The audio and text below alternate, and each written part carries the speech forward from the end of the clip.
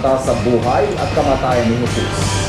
Ito ay ang pabasa, ang walang tulugang pagganta ng karaniwang inaabot ng 2 araw. Nakatutok si Susan Enriquez. Pabasa sa'yo, sa kabila ng modernong panahon, buhay na buhay ang diwa ng Semana Santa dito sa Obando, Bulacan. Sa harap ng simbahan, taon-taong ginagawa ang pabasa. Ayon kay Ramon Aguinaldo, chairman ng Commission on Liturgy, ang pabasa ang isa sa mga paraan para hindi malimutan sa lugar nila ang mga kinagis ng tradisyon kapag Semana Santa.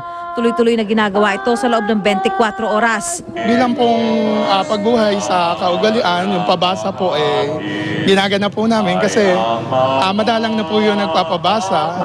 Para di raw makalimot ang kabataan sa pabasa, salita ng kabataan at mga nakatatanda dito sa Obando. Kasi lahat naman ang nangyayari sa buhay ng tao, mababasa rin sa pasyon. Kaluwagan na rin po ng kalooban at kaya nga pagtitika na rin po. Kahit kaiba ang tono ng pasyon sa mga usong awitin ngayon, hindi naman daw nahihirapang sumabay ang ilang kabataan. Hindi naman po mahirap eh. Ano lang po, sunod na lang po kami. Madali naman pong matutunan yung tono ng pasyon. Sa bahay ng pamilya Baltasar, panata na rin ang pagbasa ng pasyon. Nakagawian ko na yun pag ako nandito, sumasama ako sa kanila. Talagang taon-taon yun. Sa paglipas ng panahon, tila unti-unti raw nababawasan ang pagpapahalaga sa paggunita ng Semana Santa. Kaya sa pamamagitan ng mga tradisyong gaya ng pabasa, inaasahan kahit paano yung mananatili ang tunay na diwa ng Kwaresma. Mula rito sa Obando, Bulacan, Susan Enriquez, nakatutok, 24 oras. Sa gitna ng El Nino, bumaha sa isang subdivision sa Giginto sa Bulacan. Ika-4 na araw na ng baha doon ngayon. Ang nakapagtataka, hindi naman umulan. Ang hinala nila, umapaw ang patubig na dinadaluyan ng tubig mula sa Angat Dam. Ang video ay pinadala po ni Osmundo Baybayon. May bago na pong website ang Newscope.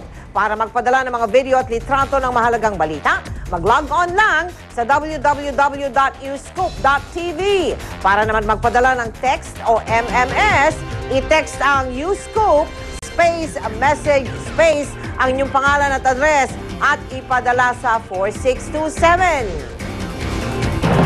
At mga kapuso, maging mapagbantay po sana kahit Semana Santa. Ipadala sa Newscope ang mga litrato o video ng mga kandidatong mga ngampanya sa Huwebes Santo at sa Biyernes Santo dahil bawal po yan ayon sa COMELEC.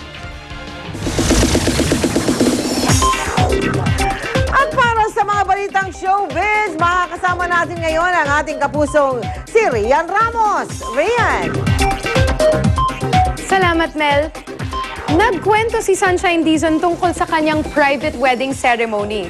Matapos ang kasalan, plano na kaya nila ng kanyang non-showbiz husband na magka-baby? Alamin sa chika ni Aubrey Carampel. Matapos ang pagpapakasal ni Sunshine Dizon sa kanyang non-showbiz boyfriend na si Timothy Tan, maugong pa rin ang bali-balita kung bakit ito biglaan at sinikreto.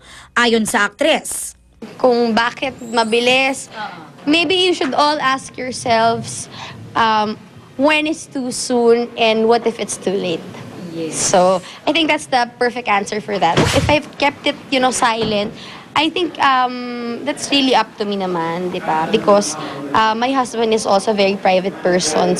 sa kwento ni Sunshine, ang kanilang simple wedding ceremony noong March 20 ay dinaluhan lamang ng 20 sa kanilang malalapit na kaibigan at kaanak sa Valle Verde 6 Clubhouse sa Pasig City. I wanted it to be very special, to share it with a few very good friends of mine and my family. But the church wedding will come very soon when my dad arrives. Siguro, hindi this year, baka next year. Masaya naman para kay Sunshine ang inang si Dorothy Forteza at boto raw siya sa asawa ng anak. Siguro hindi siya na nagpakasal kung hindi ako boto sa kanya. Mabait siya kasi. Mabait. Oo. Kilala niyo naman.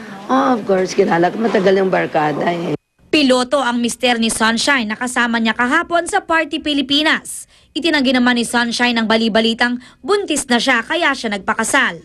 Kailan naman kaya nila balak magkaroon ng baby? I hope not too soon because it's gonna be hard for me because nga I'm in school right now and I really plan to finish my schooling. Aubrey Carampel updated sa Showbiz Happening. Richard Gutierrez excited na sa gagawing pelikula kasama ang ex-girlfriend na si Ann Curtis at si Claudine Barreto. Tutukan yan! Susunod! Mahigit 50 doktor ng Philippine General Hospital nagbantang mag-mass leave. Ilang pasahero sa Batangas Port nag-init ang ulo ng hindi pasakayin ng barko dahil overloaded na. At kilalanin ang mga nagwagi sa Kids' Choice Award.